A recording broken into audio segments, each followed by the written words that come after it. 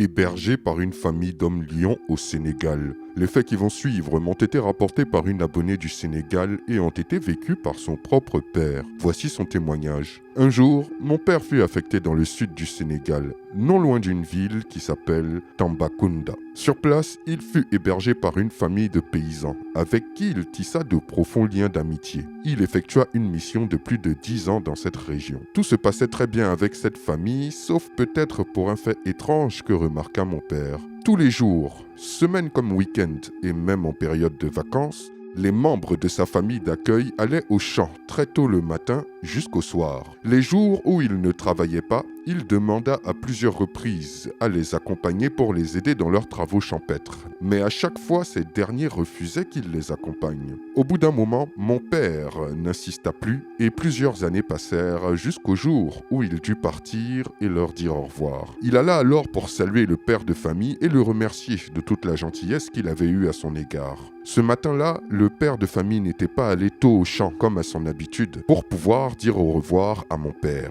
C'est alors qu'au moment où il alla pour saluer le monsieur, la main de ce dernier s'est transformée en une patte de lion. Mon père était stupéfait et quelque peu effrayé. Le chef de famille lui dit alors « N'aie pas peur, tu as toujours été très gentil avec nous. Nous te considérons comme un membre de la famille. Quand tu nous voyais partir au champ durant toutes ces années, ce n'était pas pour travailler la terre, mais pour nous transformer et aller chasser du gibier dans la brousse. C'est pour ça que nous ne voulions pas que tu nous accompagnes. » Mon père était ébahi. Le vieil homme lion rajouta « Fais un bon voyage, tu seras toujours le bienvenu ici. Quand tu seras sur le départ, mes enfants viendront te saluer.